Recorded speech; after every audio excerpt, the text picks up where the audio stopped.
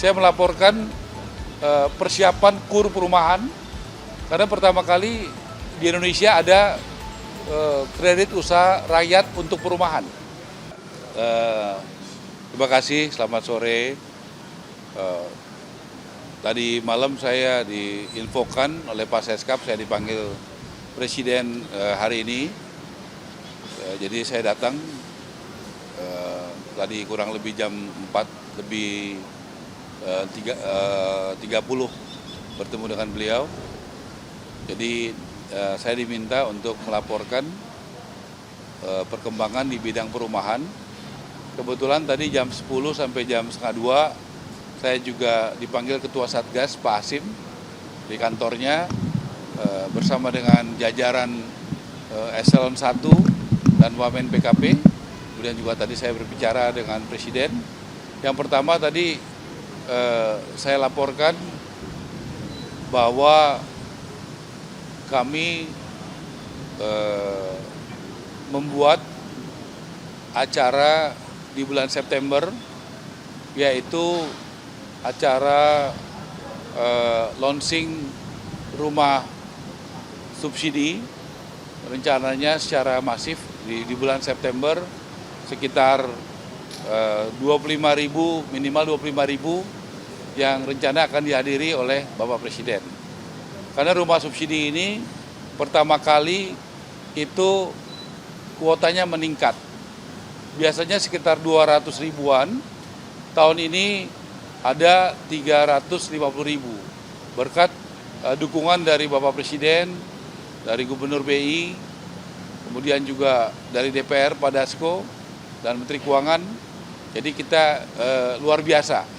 Dan pertama kali dibagi, kita ada pengalokasian buat petani 20.000, buat nelayan 20.000, buat juga buruh 20.000, kemudian juga buat teman-teman media 3.000, buat supir sementara ini sudah dialokasikan 8.000, kemudian buat guru juga 20.000, dan berbagai macam masyarakat lainnya.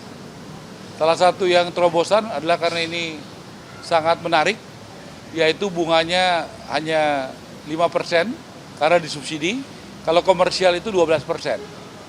Kemudian DP-nya 1%. Jadi peminatnya sangat banyak sekali.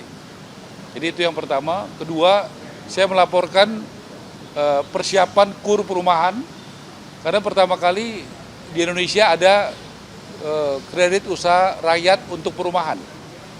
Baru pertama kali Presiden Prabowo, dukungan dari Danantara, dari BUMN, dikoordinir oleh Bapak Menko Perekonomian Pak Erlangga dan Ibu Sri Mulyani.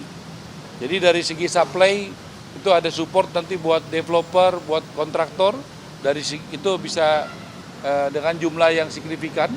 Kemudian juga dari segi demand-nya, dari misalnya untuk peruntukannya ada homestay, itu bisa di daerah-daerah pariwisata seperti di Bali, seperti di Sulawesi Utara, seperti di NTB, Sumatera Utara, itu bisa menggunakan program itu.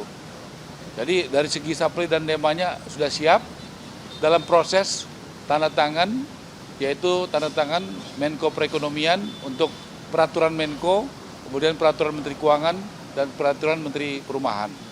Jadi saya laporkan dua acara itu kami siap. Yang pertama untuk perumahan subsidi, kita akan launching minimal 25.000, 30.000 sekali di berbagai kota. Mudah-mudahan cocok waktunya beliau berkenan hadir. Kemudian juga bagaimana soal KUR perumahan. Saya rasa itu yang paling penting, dua poin itu. Silakan teman-teman kalau ada yang mau ditanya.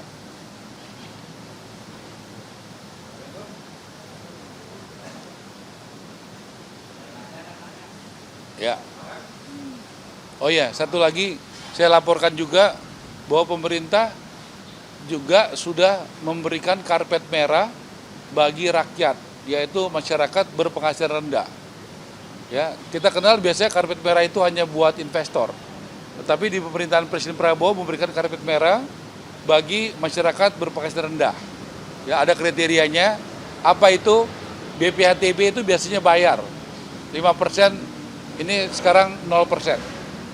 kemudian PBG itu persetujuan bangunan gedung. Nah, itu persetujuan bangunan gedung itu dulu namanya IMB, izin mendirikan bangunan dulu. Sekarang namanya dirubah menjadi PBG. Nah, ini bagus sekali, ini juga dibuat jadi 0. Kemudian yang ketiga PPN. PPN ditanggung pemerintah, tadinya itu kebijakannya 0 itu dari Januari sampai Juni udah dilaksanakan. Baru Menko Perekonomian dan Ibu Menteri Keuangan sudah memutuskan Juli sampai Desember ini juga dilakukan gratis.